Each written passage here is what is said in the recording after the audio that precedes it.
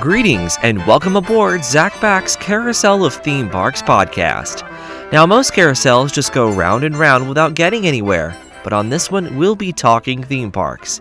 And now, here's your host, Zach Back. Hello, everyone, and welcome to this week's episode of the Carousel of Theme Parks podcast. I'm super excited by how last week's episode turned out. I love learning about Europa Park, and that was just absolutely fascinating to kind of go on a deep dive tour of the park.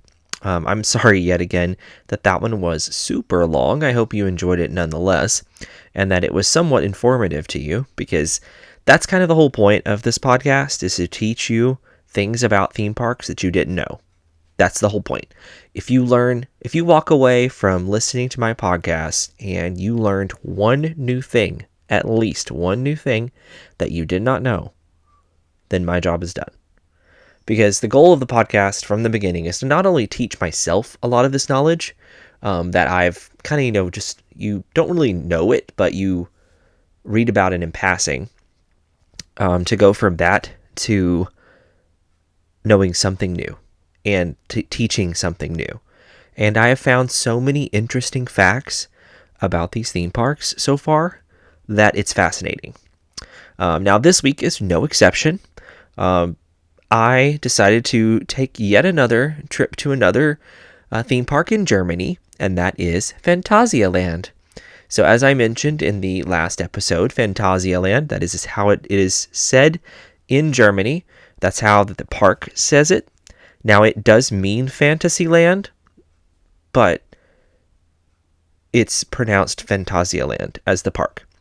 You can see it in multiple news advertisements and multiple different park advertisements for it in Germany. So we're going to be talking about Phantasialand today. Now, I did a really deep dive on this one, and I'm super proud of the material that I was able to uncover, because almost everything for this park was in German completely. Like, even the web pages had to be translated from German into English so that I could understand it. Luckily, with all of the great tools that we have on the internet today and how it will automatically translate web pages for you, it was super easy to do. So I'm super excited to kind of share the information I found, because let me tell you one thing. This park is a niche park. The fact that I've been to this park, of all the parks anywhere in the world, is crazy to me, because this is a niche place to go. I'm not saying it's like a bad theme park, but it's a niche place to find any information about, I'll tell you that.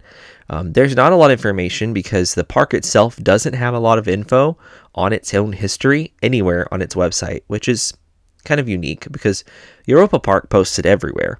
Not to compare it to the park, because it's a very different idea for a park. Although there's a lot of things in Phantasialand's history that are copy-pasted from around the world. And they were fascinated about the things, with the things that people were interested in. So if someone saw, like, for example, Haunted Mansion, they said, well, we need a Haunted Mansion. And instead of asking people for what they needed, they just built it themselves, which is really cool in its own way. But we're about to learn a lot about Phantasialand, and you're going to find there's actually an interesting fact I didn't know about here, and I really wish I knew more about why. And I did a lot of research. I even watched a newscast in German with subtitles that were translated, and I still don't know why. So we'll get to that point in just a few minutes. But anyway, let's go ahead and get started and get on into the episode. As a reminder, just make sure you've subscribed to all of my social pages, or at least the ones that you've used. I'm available on Spotify, Apple Podcasts, Amazon Podcasts, so pretty much wherever you normally get a podcast, also YouTube, you can find me there. You can also find me for social media presence on Instagram and Facebook in a Facebook page. I will say that I do prefer to use Instagram, and I do try to post a few things about each park every week, so keep up with some of the other things that I can't talk about necessarily, but I can show you through my Instagram page. So let's stop chatting and let's go ahead and start talking about Phantasialand.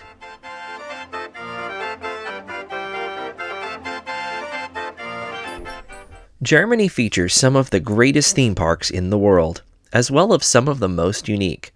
One such park is actually one of the oldest parks in Germany, and its name is Phantasialand. Today, the park boasts 6 themed areas, but it originally began in 1967 with one, a fantasy-themed area. Let's take a look at those first years and the founders that brought the park to the public. The foundation of Phantasialand began with 2 men. Gottlieb Löffelhardt and Richard Schmidt first met in Berlin, Germany right after World War II. At this time, Gottlieb Löffelhardt was still traveling from fair to fair as a showman, while Richard Schmidt had made a name for himself in show business.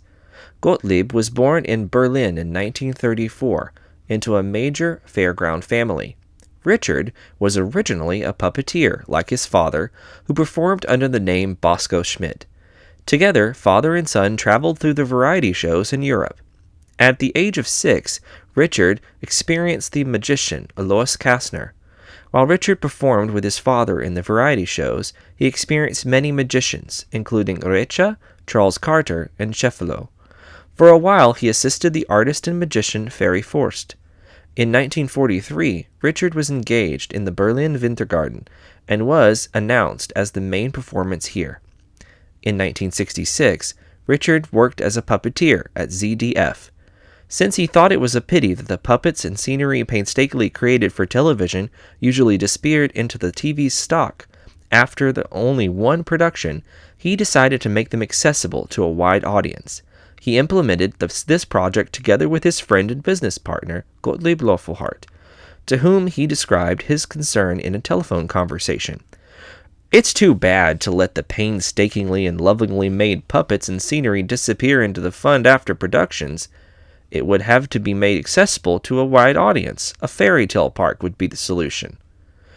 The idea for Phantasialand was born. In German, Fantasie means fantasy, or imagination, which suited the Dreamers Park as its name. The site for the park, originally a lignite open-cast mine in Brühl, was selected. For those curious, lignite is a generally yellow to dark brown or rarely black coal.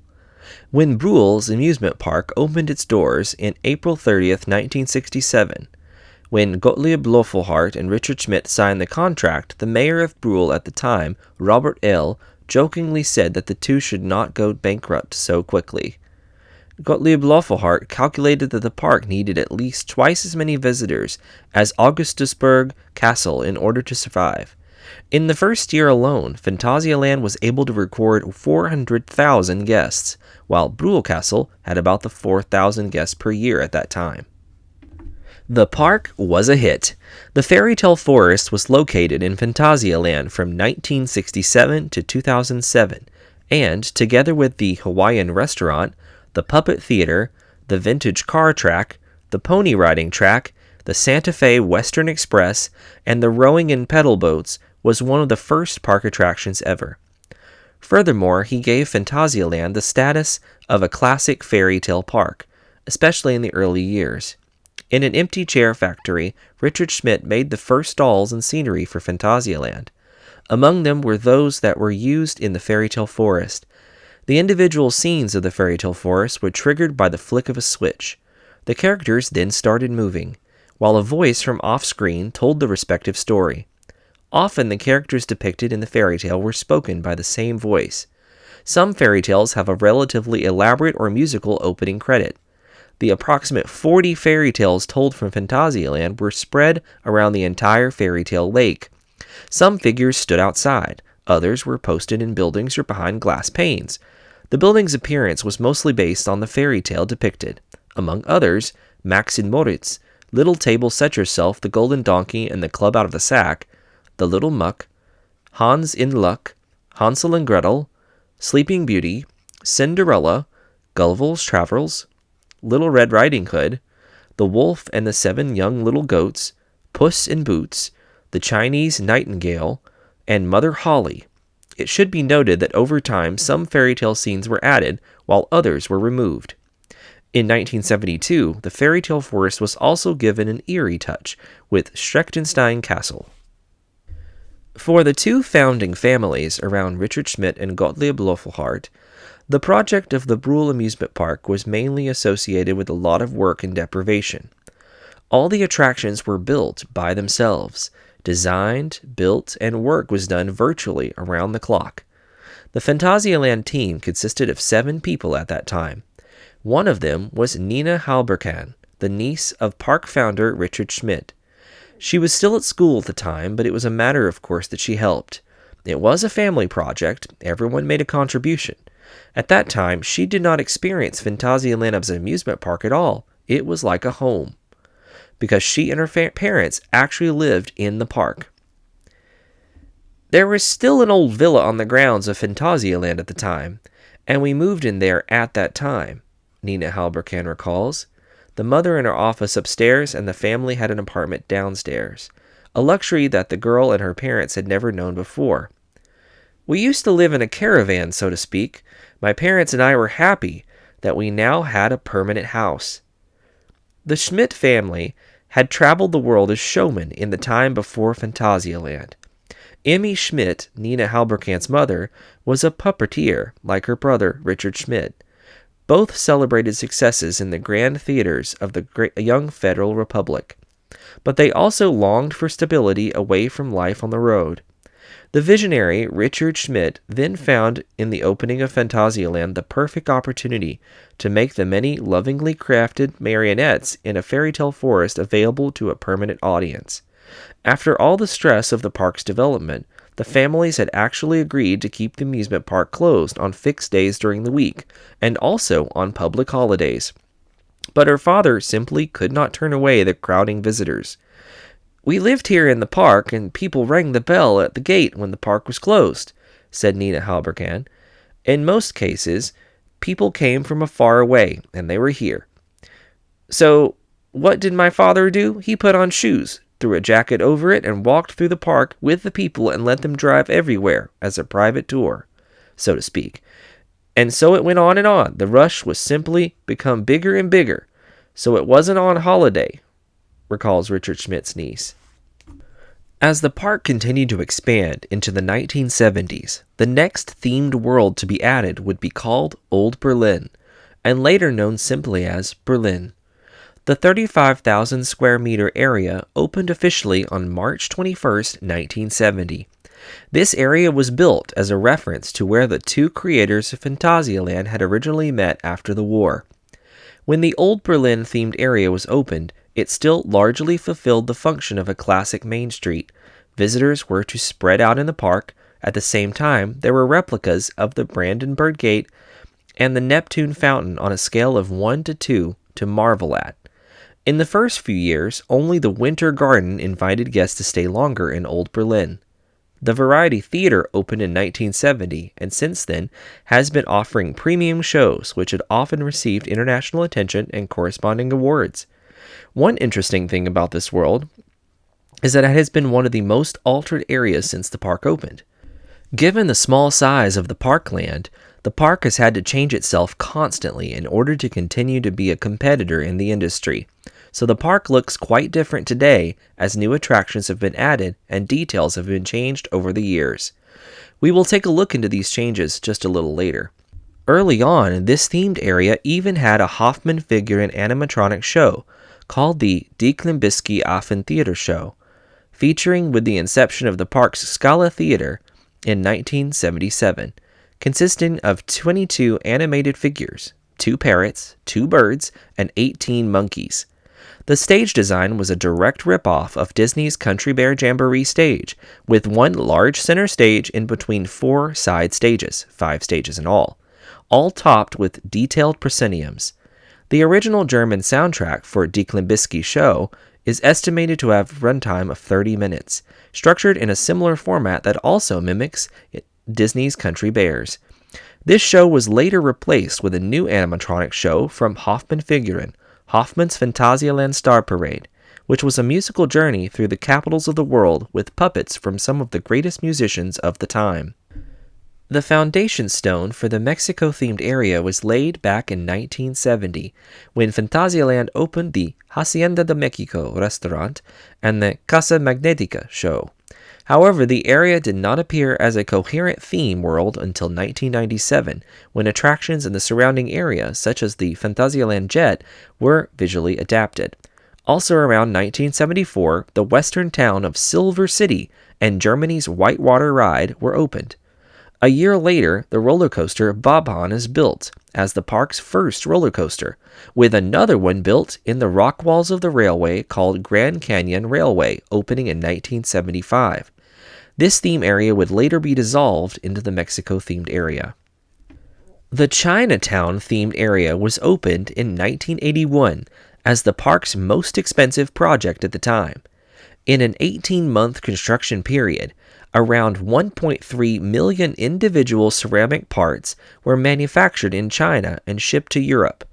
The construction work forced the construction of 500 cubic meters of concrete and 550 tons of structural steel. In addition, 27,000 cubic meters of earth were excavated. The end result received the greatest recognition everywhere. There was even explicit praise from the Chinese Cultural Authority. Richard Schmidt was awarded the Taiwanese Cultural Medal for the dissemination of Chinese culture for Chinatown. When it opened, the Chinatown-themed world consisted of the China Restaurant, the China Snack, the China Pagoda, and the Tanagra Theater, and the Ghost Rickshaw, which is still the longest underground theme ride in Europe. The architectural models for the theme area, pagodas, temples, etc., date from the 4th to 9th centuries and were pilgrimage sites and sanctuaries of the Buddhist monks. Speaking of the Ghost Rickshaw ride, the development of this was extremely interesting.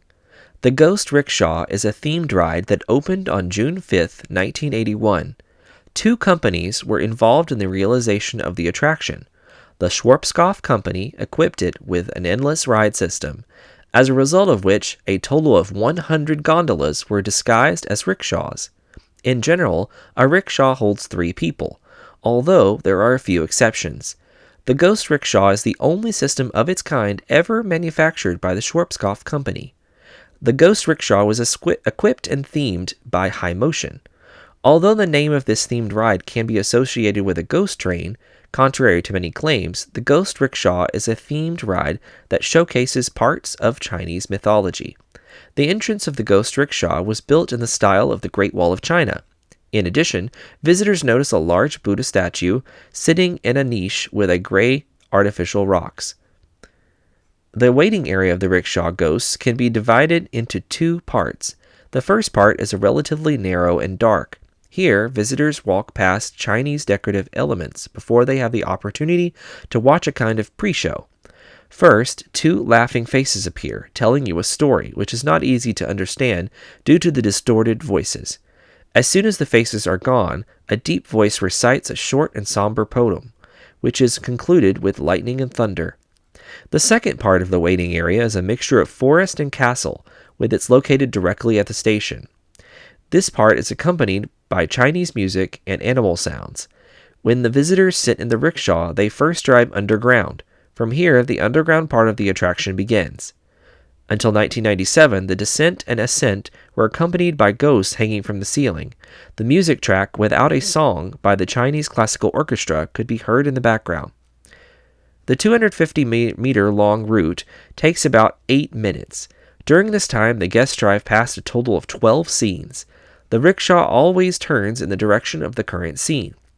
What follows on the ride is a collection of scenes that vary from a cemetery to sword fighting and hitchhikers, all of which remind the rider of similar scenes in other dark rides around the world. This attraction would see changes over the decades with music updates, new figures, and more. Also in the 1980s, Europe's largest magic show with magician Lee P. Ville was introduced in Phantasialand, and it even included tigers. Richard Schmidt himself went through the dressage numbers meticulously and was even bitten by a tiger once and seriously injured. This was not the first type of animal introduced to Phantasialand. On the grounds of the amusement park in Brühl, there was not only a pony riding area but also donkeys and enclosures with big cats and lions. The excitement was all the greater when one of these lions escaped from its cage and ran freely throughout the park. Fortunately, there were no guests in the park at the time, as it was closed. But of course, the dangerous big cat had to be recaptured as quickly as possible. A hurried undertaking, but one that turned out to be not easy to carry out. The lion wandered aimlessly over the enclosure for some time, visibly without much interest in wanting to return to its enclosure at some point. Finally, he then retreated to artificially created cave of an attraction in Phantasialand. Eventually, the authorities carved a hole in the artificial cave and captured the animal and replaced it back in its enclosure. This was not the only incident to happen with animals in the park, however. In early years, the park originally had dolphins in a small pool in the park's lake. The pool was a separate body of water from the lake, but there was once an incident where the edge of the pool was damaged. The park had to move the dolphins immediately. As the founder's niece, Nina Halberkin, once told in a newspaper article, the dolphins were moved to a swimming pool in Richard Schmidt's backyard until the repairs could be completed. Today, these animals no longer exist within the park, but animals played a crucial role in the development of the park. In 1988, another new roller coaster, this time by Bacoma, known as Space Center, opened in the Fantasy area in a building, most likely inspired by Horizons at Walt Disney World's Epcot Center. The station and ride were very similar to the original Space Mountain at Disneyland, with the most notable theming inside being a UFO, laser shooting spaceship, and a various crashed asteroids the train would travel through. At all times, the sound of firing lasers could be heard. In 1990, the dark ride Hollywood Tour and a restaurant were added in the basement of the building. In the Hollywood Tour, visitors get up and close and personal with the Great White Shark, Tarzan, and King Kong, with exiting the attraction leading guests directly into the Newt Petit Paris restaurant. Above this area, Space Coaster was known as the longest enclosed coaster in the world until Guardians of the Galaxy Cosmic Rewind opened in 2022. The late 90s added a lot of new things to the park, beginning in 1996 with the opening of Colorado Adventure, the Michael Jackson Thrill Ride, a new Vekoma roller coaster. The ride was sponsored by none other than Michael Jackson. From news coverage around the event and his visits, he wanted to sponsor the attraction as opposition to a new tax law in Germany from that time. It was said that he made multiple visits to the park to ride both this new attraction, usually multiple times, and the log flume nearby. After this new attraction fanfare of the 1990s, Gottlieb Löffelhardt purchased all the shares of the park originally owned by Richard Schmidt and handed over control of the park to Löffelhardt's son, Robert, who still runs the park to its day. In 1998, a new theme area began with the opening of Mystery Castle, a bungee drop tower, also ballistic drop tower, by Intamin. The framework story of the Mystery Castle tells the story of the fictitious noble family von Windhoven. Ulf von Windhoven has entered into a pact with evil out of greed for power and wealth, which has led to evil taking over the castle, and none of the Windhovens ever reached the age of 30. In addition, the castle was punished with invisibility. As a result, Ulf von Windhoven had to carry out many experiments to weaken evil. With the help of positive energy, he was able to force evil to reveal at least the tower of the castle. However, in order to banish the curse from the castle once and for all, he needs the positive energy of the passengers. To illustrate the story, visitors are invited to a guided tour of the castle before the actual trip. The combination of bungee drop and walkthrough is unique in Europe. On the way to the ride, the visitor passes through several thematically adapted rooms. For example, there is a fireplace room, a room with pictures showing the ancestors of the Windhovens, a reading room or a small chapel. In addition, a few small effects such as rats, a wobbly floor, or a rattling door were installed in places. The members of the von Windhoven family could be found in the castle for a few years, but over time the castle was also inhabited by other characters. These live entertainers not only had the function of clarifying the story and atmosphere, but at the same time they were also intended to scare the visitors a little and get them in the mood for the ride. Once you have visited all the rooms, you will reach the stairwell, which is the last stop before the waiting rooms for the ride. The staircase was decorated with chemical utensils, which is why it can be assumed that this is supposed to be the laboratory of Ulf von Windhoven. The saying that he can be heard from there from time to time also comes from Ulf. In them, he addresses the visitors directly and gets them in the mood for the journey. The Mystery Castle has 2 waiting rooms. In the right room, visitors wait for the ride as normal. In the room on the left, however, you have the opportunity to see a figure of Ulf von Windhoven sitting in a small chamber and telling the story of the attraction in detail.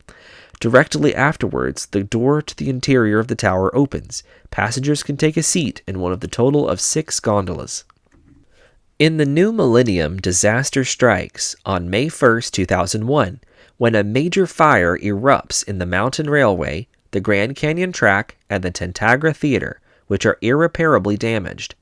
Also, a new edition of Woostown in Fantasy is delayed, as well as construction on the first theme hotel is put on hold. 2001 also sees Space Center rethemed into Temple of the Nighthawk to match the new Woostown area. As 2002 appears, Woostown opens its doors and offers visitors 2 spinning coasters known as Vinge's Force and Vinge's Fear, built by Mora Rides. Other additions are also made in the fantasy area, creating new children's attractions and eventually creating Woos Valley. Repairs begin in other areas of the park, with a new river rapid ride called River Quest opens in the newer mystery-themed area on the site of the 2 bobsleigh tracks, and Tantagra Theater is replaced with a Vekoma Madhouse ride in Chinatown called Fangzhou Palace. 2003 saw the opening of the first theme hotel along Chinatown, Hotel Fantasia, later renamed Hotel Lingbao. The Deep in Africa themed area is the next theme world in Phantasialand. The foundation stone was laid in 2005 when former storage areas and parking spaces were built in favor of a park expansion. The Deep in Africa theme world is characterized by authentic landscaping. For this purpose, 800 concrete piles with a total length of 5,400 meters were sunk into the ground, with the longest concrete piles being 20 meters long. For the theming of the area, Phantasialand built an artist village in Cameroon, where about 60 artists made many different decorative objects and art objects. In total, more than 5,000 individual parts were transported from Africa to Brule. Among them were clay pots, bowls, jugs, woven baskets, musical instruments, chairs, benches, and statues. The planting also contributes a large part to the authentic theming. A 100-year-old cork oak tree in the village square, which comes from the Netherlands and costs about 12,000 euros, should be mentioned in particular. Several appropriate measures have been taken to ensure that the plants can survive the cold German winter. Floor heating systems provide sufficient warmth, and mushrooms sprayed from home provide better resistance. In addition, the plants are enveloped in extreme cold. Special types of wood were used for the Deep in Africa theme area. The 4.5 by 4 meter city gate, weighing almost 750 kilograms, is made of redwood, while the bridges in the theme world were constructed of African bongosi wood, which is also called ironwood due to its enormous hardness and high resistance. In Cameroon, only trees that have reached a certain age may be felled, processed, and exported with an official permit. Processing bongosi wood requires carbide-tipped tools, as normal steel wears out quickly due to its hardness. 2006 saw the opening with Black Mamba, a Bolliger & Mabillard inverted roller coaster. The Black Mamba is the first roller coaster with inversions to be set up in Phantasialand. It is also the only ride attraction in the Deep in Africa themed area. Other parts of this themed area include the My African Dancers, as well as the Baobab Snack and Kalimba Shop Cavort. 2007 saw the addition of Talocan, a Huss top spin in between the themed area and Mexico. And in 2008, the second themed hotel, Hotel Matamba, was built along the edge of Deep in Africa. This year also saw other areas of Phantasialand change, with the Phantasialand Jet being dismantled and Neptune Fountain demolished. 2009 marked a new period of change for the park with the introduction of 6 dragons, named Drago, Old Berlin, Croca, Deep in Africa, Fini in Fantasy, Quetzal in Mexico, Snail in Mystery, and Wang in Chinatown. These new characters, the park is divided officially into fixed themed areas for the first time. In the meantime, restructuring begins in Old Berlin, with the Brandenburg Gate demolished, the two-story steam carousel moved to the main entrance, and the 1001 Night gondola lift is demolished from the original areas of the park. As the start of the new decade begins, Voos Valley is completed, marking the finishing of changes to the fantasy-themed area, and a new attraction from ETF Rides, Maus Chocolat, is opened in Old Berlin. The attraction tells the chaotic story of confectioner Gustav E. Liemann's cake factory, which was invaded by mice.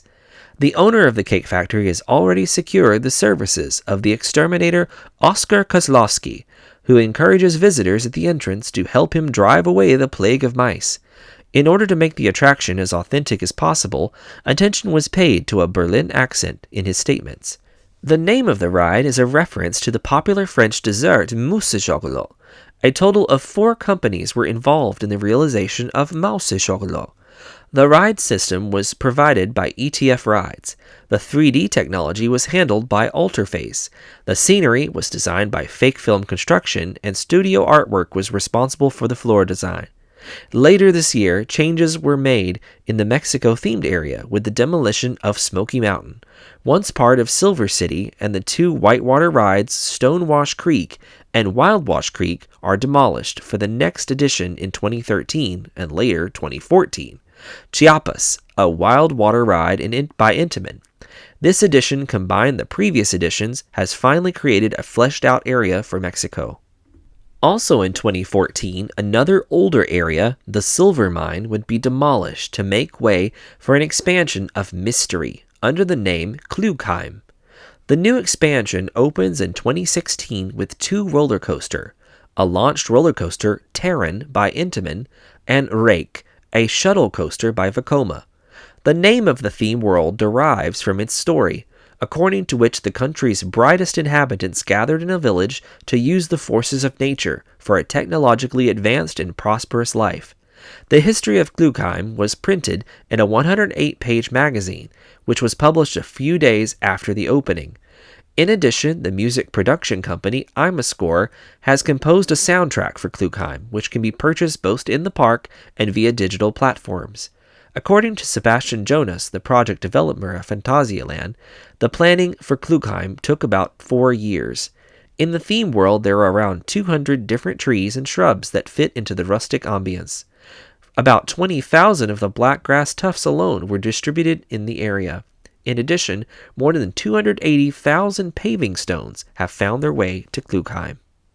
2017 saw the 50th anniversary of the park, with a new theme world announced for 2020, Ruckburg.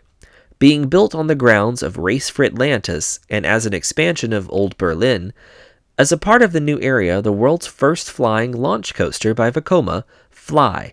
According to a printed issue of the Ruckburg Gazette, visionary things are being created in Ruckburg. With Fly, the world's first flying launch coaster, engineers have developed an unprecedented apparatus that makes the dream of flying coming true. Air travelers race across Ruckburg streets and squares to lofty heights, and even through the Hotel Charles Lindbergh, and in a very special position. The third themed hotel, the Hotel Charles Lindbergh, opened with the new area. The hotel has its own entrance to Phantasialand, which leads directly to Ruckburg Theme World. In addition to 106 rooms, so-called aeronaut tube rooms, the hotel houses a restaurant, Restaurant Uhrwerk, and a bar, Bar 1919. With all of the excitement about Ruckburg, additional things were happening around the park. In 2019, the park announced that it would transform Temple of the Nighthawk into a VR coaster called Crazy Bats. As the pandemic crisis became apparent in 2020 and 2021, the Hollywood tour is permanently closed, and Ruckburg's opening is delayed. By 2022, the park opens a new offering, the Adventure Trail in the Deep in Africa themed area. 2022 is also when the park announced that it would no longer offer or sell annual passes in the future. Finally, 2024 saw 2 new attractions added in fantasy for children and families, Avora's and Mopti's Monkey Depot, which is a climbing playground on the edge of the Voos Town in Voos Valley. As Phantasialand has changed throughout the decades, we have seen it transform into the fantastic theme park it is today. With the more recent additions of the dragon characters to the park in 2009, the themes have only dialed in to offer a more consistent experience in theming and attractions around the park. As we look forward into the future, a new construction has appeared in 2025 to suggest new offerings for the future of Phantasialand. Although we have no word from the park yet on the new construction, a park representative has said that the goal is to establish Phantasialand as a prime short-stay destination, boost visitors' numbers, and secure hundreds of jobs despite opposition from environmentalists.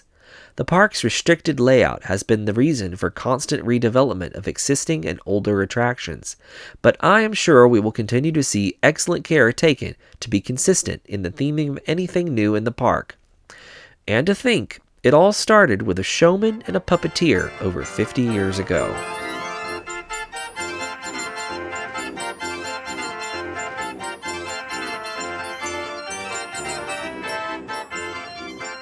All right, so thanks for listening to that historical kind of coverage on Phantasialand. I hope you learned something from that because I know I sure did. Like for the fact that Michael Jackson had a ride in this park. Yeah, so Colorado Adventure was a Michael Jackson thrill ride, and that was the official name until the early 2000s. I looked up a lot about that. That's kind of what I was referencing at that intro. Was the Michael Jackson connection, because I tried to look up why did Michael Jackson want to buy and kind of sponsor a roller coaster, and it was hard to find out. I had to, as I said, I had to watch a newscast coverage of them interviewing the park liaison for Michael Jackson, and he apparently visited the park 4 times before opening the ride, and then really, after that, you never heard anything about it. But they were talking about how every time they had to do this whole news coverage thing, they had to do this whole setup and kind of block special areas for him to be able to ride the ride. But he would ride the ride so many times it would make his security team sick.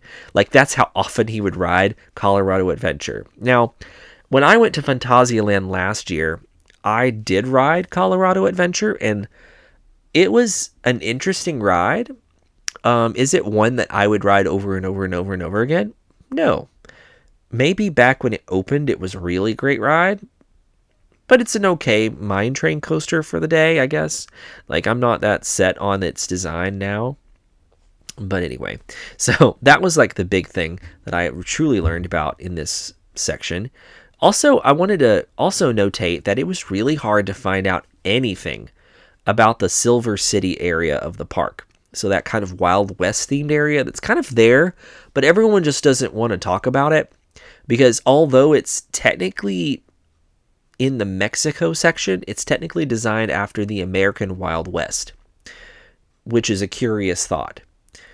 Because from what I can understand from all of the history, the Mexico area was kind of just a Mexican restaurant at first, and then over time it just grew and more rides were added, and then eventually it just started taking over other areas of the park. So that's curious. But anyway, I hope you enjoyed the history portion because I sure did. It was a lot of fun to look up the history of this park, but it was also a lot of fun to visit this park. So as I said, I visited last year, so that would have been the spring of 2024. The Deep in Africa Adventure Trail had just opened. I didn't realize that was brand new when I was there, but I did it. It was very fun. There was a lot of fun things in this park. But my group, we visited the park. We stayed in Hotel Matamba, which was beautiful, by the way. Was it my favorite hotel that I stayed in? No. We just left Hotel Cronosar, so everything is going to look like a downgrade after leaving Hotel Cronosar. And that's at Europa Park. Just to say. So maybe if I came here straight away and this was the whole point, Hotel Matamba would have been a fantastic offering. I will say the rooms in this hotel were very unique. It had a very African themed room. It also had this very curious room in it that had this bed that was set up that looks like a tent. and the walls were exactly the same size as the bed. So when you climbed into the little room, the only thing in the little room was the bed. So it was like door frame bed. I really don't know even how they got the bed in here, to be frankly honest, but it was curious. So it's this little like claustrophobic room that is the second bed in the room. Meanwhile, the other bed in the room is just like a normal like king size bed. I'm not sure exactly what size it was, but it was like a normal bed. I liked this park and liked staying here. It was very African themed. It reminded me of whenever I've visited Disney's Animal Kingdom Lodge, kind of the Africa area of Animal Kingdom. So they did a good job in really theming it to Africa, especially since I learned that they actually went to Africa, and a lot of the items in like the park and probably in Hotel Matamba are all from Cameroon and were actually made by local artisans from Cameroon. So that's curious, and I really like that. That's a fun little detail that I would definitely want to look at next time I'm going to Phantasialand. Now, when I arrived to Phantasialand, it was I'm going to stop saying curious. I said it too many times already. It was an interesting arrival because the park closes usually around sunset, so it's not usually open at night. So you have to understand that when you're visiting the park, you have to get an early start and you have to stay just to the park closing. And I'll get to that in a minute, but we'll get to that towards the end of the episode. But essentially, we started our day. I'm just going to go straight to our park day. When we came in, so Hotel Matamba, Hotel Lingbao, and Hotel Charles Lindbergh all have their own private entrance into the park. Now, this is important because this is where you can enter and you can exit the park back to your hotel or coming into the park. You have to have a park ticket, of course, in order to do this, but it's available for you, and you also have an early park admission moment when you can enter the park before the official opening to begin experiencing attractions. That was fantastic to be able to offer that and to walk right in. The hotel butts right up to Black Mamba and the huge loop that you actually walk through the center of via a bridge from Hotel Matamba into deep in Africa, which is very interesting. I've never done that before, but that was very cool to walk through there. So I'm going to kind of go land by land. We actually were able to ride, I believe, every single attraction in the park in our day in Phantasialand. I will say I did not have a very well-rounded experience when it came to restaurants in Phantasialand. I did try some churros in the Mexico area, and I had lunch in the Your Works restaurant in Rookburg. So I will say Rookburg had a lot of really great themed food, and one of my friends got a sandwich from one of the booths there. It was delicious. I've had I think I tried some of the chocolate from the chocolate shop here, which was really good. But overall, going back to, let's go place by place and where we went. So the place we started, I actually don't remember where we started, but let's just go from deep in Africa. So as I said, we did the adventure adventure trail. That was a lot of fun, and it's fun for the whole family, not just for children, because a lot of adventure trails are kind of built for kids. This one was built for everyone, so we had a great time kind of getting lost in this adventure trail. And it has a lot of really cool overlooks that overlook like the huge spots where Black Mamba kind of go in and out of the earth through the big trenches around deep in Africa. I will say some of the buildings in deep in Africa were very interesting, but they also kind of felt like there was nobody there. Like there was no employees in this area, which was an interesting thing. I may have just not been noticing, but we did see Croc here, which is the fun character, the dragon over here. He was a lot of fun. I have some fun pictures of him doing things, like dancing. It was kind of fun. Anyway, so Black Mamba was really great. I enjoyed Black Mamba. It's a very typical inverted Bolliger and Mabillard coaster. I liked it. Was it my favorite coaster in the park? Absolutely not. Honestly, once we get to some of the other themed areas, yeah, great. Um, so yeah, Black Mamba was fun. We also rode Talakan, which is the Huss uh, top spin. I think it's an inverted top spin or something is what it's called. But it's really a lot of fun as well. It had a lot of really great theming details. We kind of danced around the Chiapas ride here, but Chiapas was closed during our visit, so I was not able to ride Chiapas. So I take it back. I have not rode everything in the park. I did miss out on Chiapas. So we saw it. It looked really fun. There was a lot of great music in the Mexico themed area. Also notice that they call them themed areas. They're not called lands or worlds or anything. It's a themed area. Very specific. I noticed that in every location that I found information about the park, it's a themed area. So I'm going to say that a lot probably in this episode. Anyway, so kind of going around just from this area all the way to the other side, I'm going to go ahead and step over into the Colorado Adventure area, which is kind of right next door to Deep in Africa. It's a really weird transition the way this kind of goes in, and you're like, oh, now I'm in the American West, and it doesn't really match the Mexico area or the Deep in Africa area, which is a very interesting thing. So we ended up riding Colorado Adventure later in the day. I remember we came back here, but this ride was a lot of fun. As I said, it's still a really good coaster.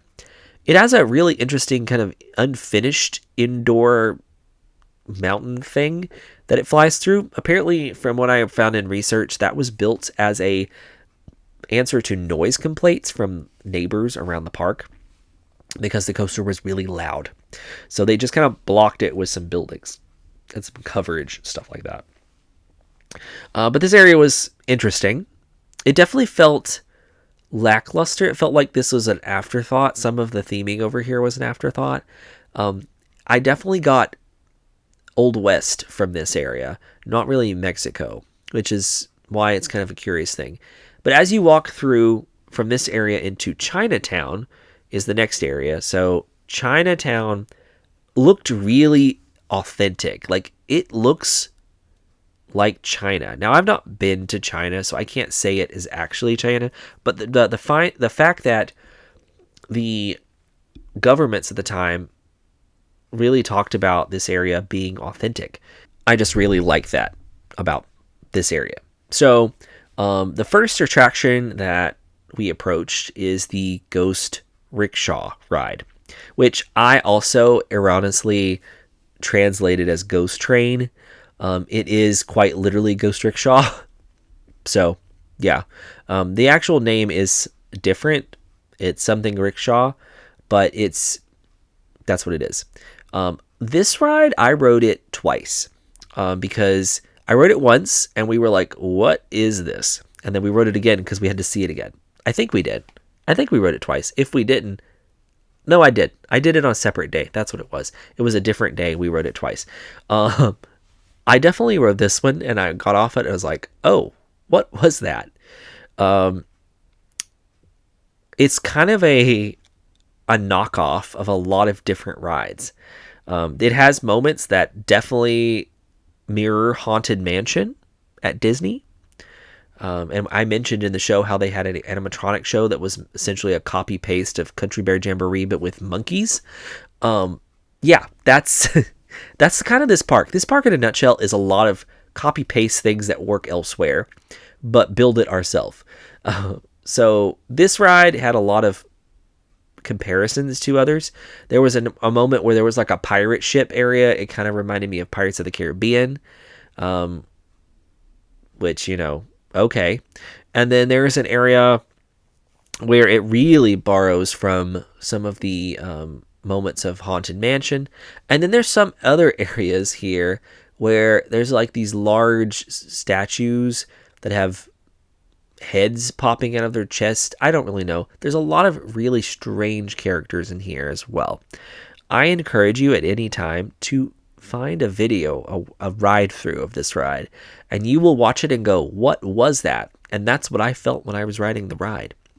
But it was very interesting nonetheless. Like, I had a lot of fun with it. I love unique dark rides, and this was definitely a unique dark ride because even the ride system was very similar. It's a Schwarzkopf, as we said.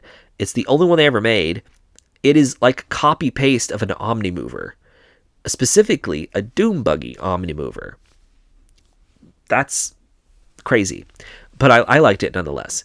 The only other ride over here in the Chinatown area is the Madhouse ride. I rode this Madhouse attraction because I was destined to try to experience every Madhouse and every theme park that we went to. Now, we only went to 3 theme parks that had Madhouse rides, and I'd never ridden a Madhouse ride before.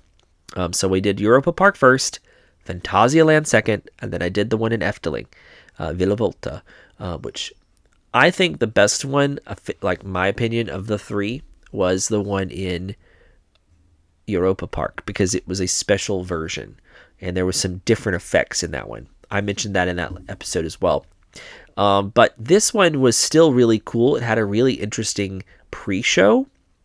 And the ride itself was a Madhouse ride. I mean, it's just the wall spin. Woo.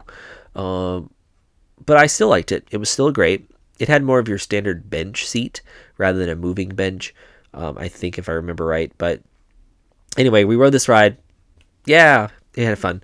The other areas of Chinatown were kind of just buildings and restaurants, so I didn't really experience this. We did go in and walk into the Hotel Lingbao, and it looked really beautiful. I would definitely go back and stay there if I had to go anywhere else. I would stay in Hotel Lingbao.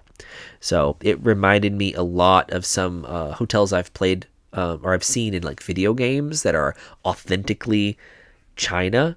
So I was very interested in Hotel Lingbao. Anyway, the other area over here is the mystery area. Now, the mystery themed area is kind of an amalgamation of 2 spaces. The mystery castle area, which is kind of this area kind of off to the side, and then there's Klugheim.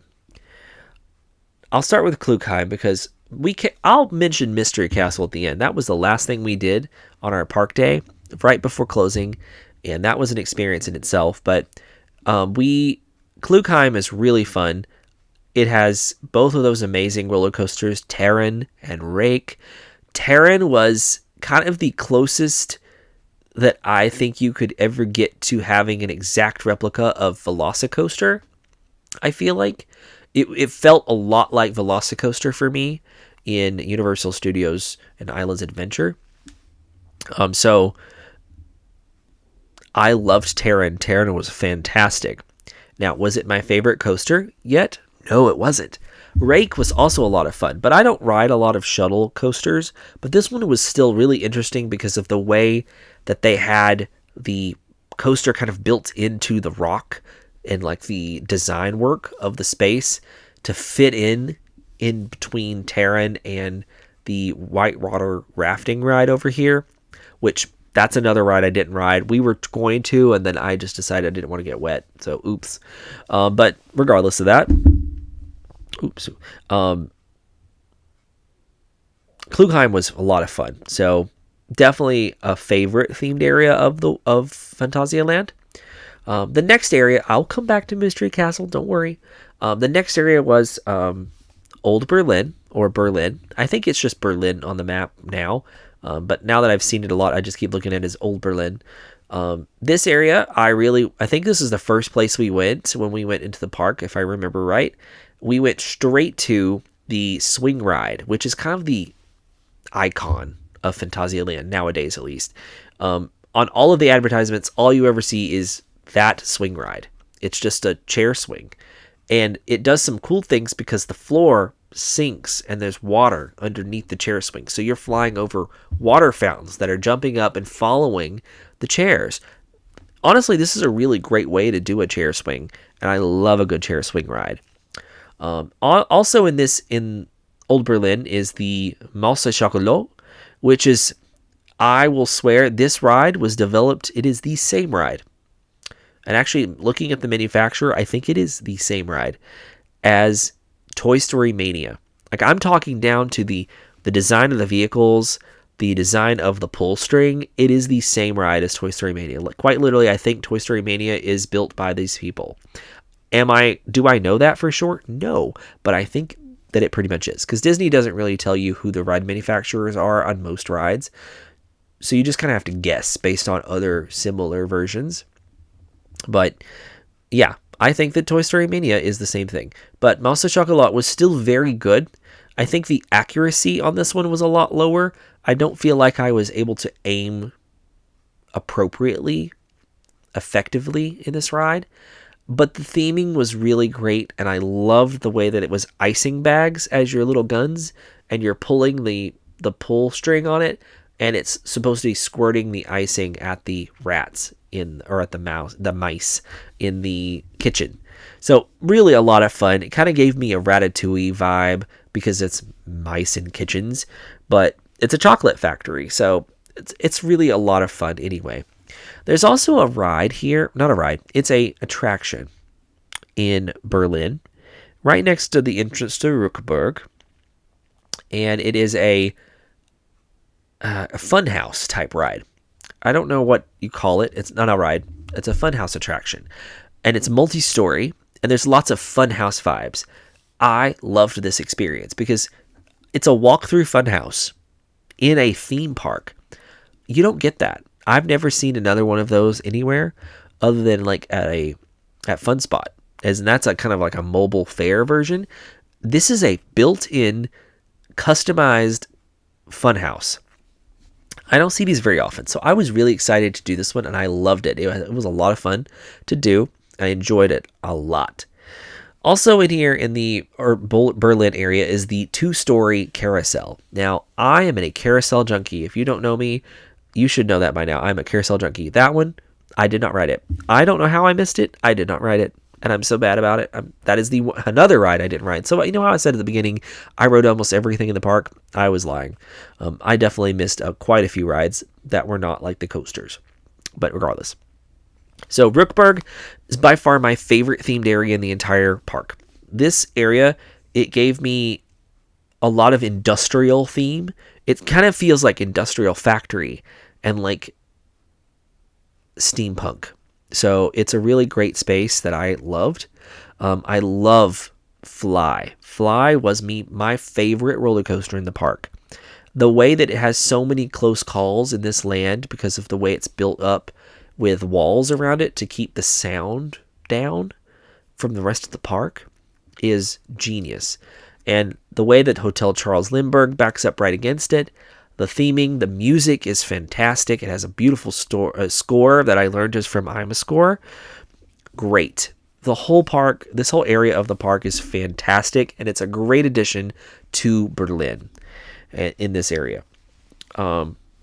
Now, the next area is over here as well. It's the farthest themed area from everywhere, but it's also one of the oldest, and that is the Fantasy area and the Voos town in Voos Valley.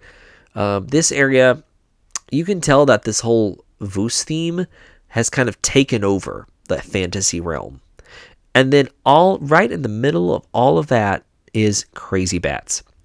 Crazy Bats has nothing to do with any of this. Crazy Bats is like a really slow Space Mountain where you wear a VR helmet and there's nothing inside this mountain but like industrial lights and walls. That's it. So from what I was able to read up about this original attraction, the building is loosely based on Horizons at Epcot, and the ride itself is loosely based on Space Mountain at Disneyland.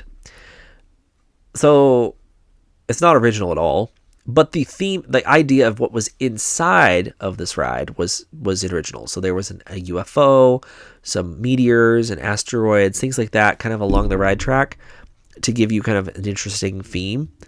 And then over time, it just was there, and then it wasn't anymore. Once they changed it and took out the theming, they completely just nixed it all together and took out everything and said, "Oh, it's just a VR ride now."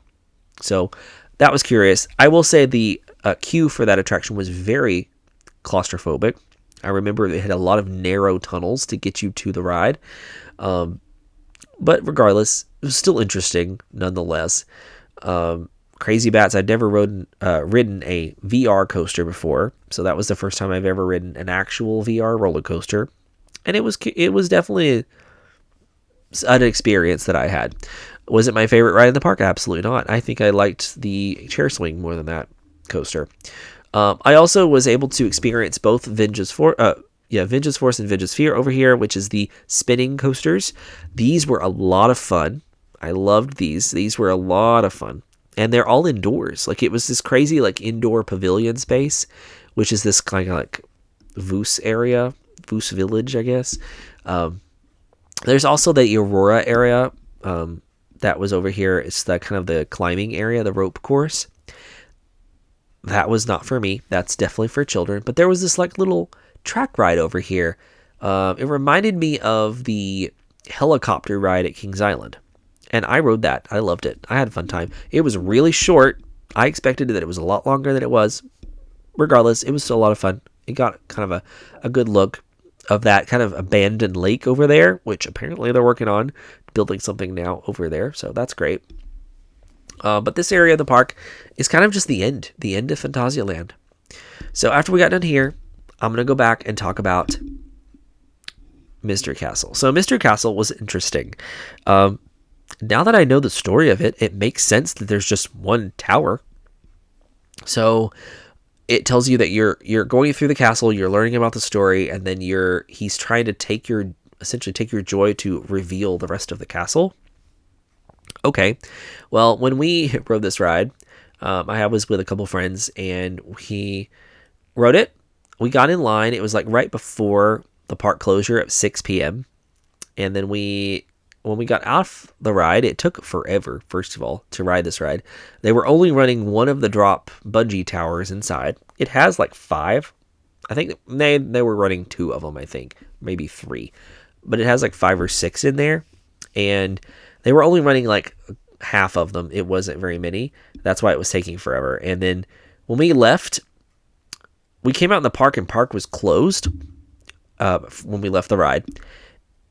And so we started walking back to Hotel Matamba. We kind of missed. Oh, well, we didn't miss it. We went towards it, and then we met an employee, and they were like, "You have to go that way." So we went that way. We went towards like Mexico, and we tried to go back towards our hotel, and they were like, "Oh, you can't go out that exit now. It's closed for the night. You have to go through the main entrance." And we're like, "Oh, okay, sure." So we went towards the Berlin entrance, and when we got to the Berlin entrance, it was it was closed already. So we actually had to get some employees to assist us in getting out. So that was an experience that we had at Phantasialand. And I can't wait to go back and try to have a better experience overall, because that was kind of a weird moment at the end of our day, of a really good day in the park, of seeing a lot of very unique things. And this park was themed really well. It is themed really well. It's had a lot of history and a lot of, it had some tragedy when it comes to some of the attractions it had. When it had the fire in 2001, that was something that really cleared a big spot on the park, and it caused them to delay a lot of things for a while. But the park is beautiful, and it has a lot of really great music in the park. And when I did some research, I actually found that they actually used to play a lot of Disney music in the park, strangely enough. I mean, as you heard about the Hollywood ride, that's literally Jaws, King Kong, and what else was it? But regardless, it was a bunch of Universal movies. Tarzan was the other one. So Tarzan from Disney, which Tarzan is an older story anyway, that can kind of be covered. But Jaws, it said a shark ride, and then a King Kong invasion. And I was like, these are definitely references to Universal's history.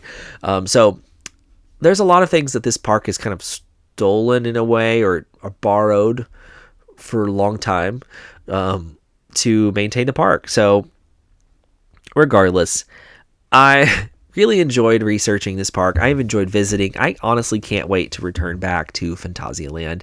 I think that it will be a great place to visit for years to come.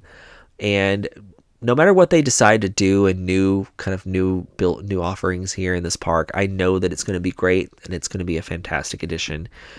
This park is kind of in the boundary of these 4 walls. They can't expand it any larger than it is now. They have to continuously change and upgrade things that are happening and things that exist in the park. I'm not going to speculate on what I think is next for Phantasialand. They have, as I said at the very end of the history, There seems to be some construction over in the fantasy area where the lake is.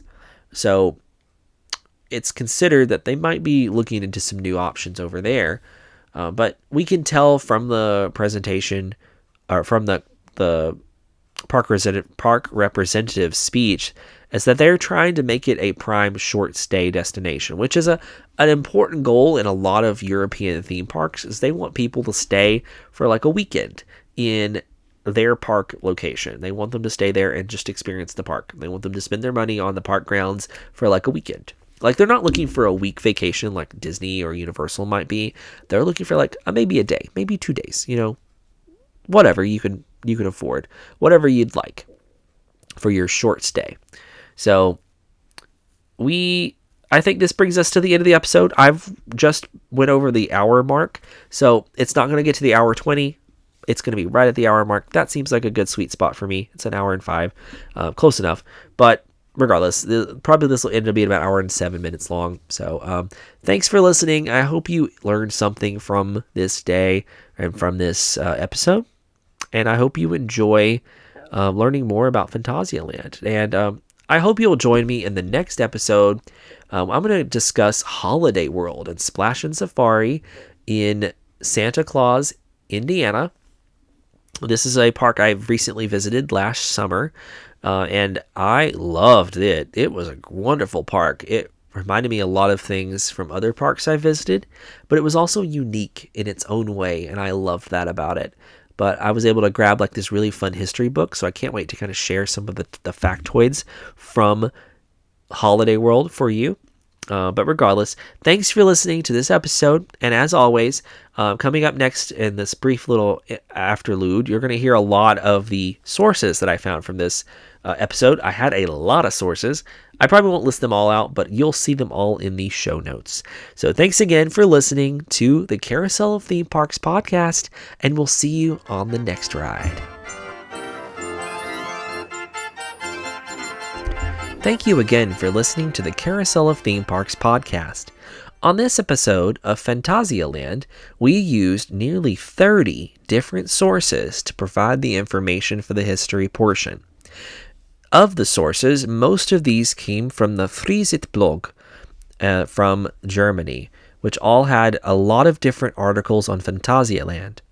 Most of the links came from there. However, I did receive some sources from Park World Online, Zalbapedia, Britannica, KSTA, Cheesepedia, YouTube, and several other different news article sites. Many of these came from different actual newspapers local to Phantasialand. So you can visit and see all of the sources that I used in the show notes for this episode. Thanks again, and we'll see you on the next one.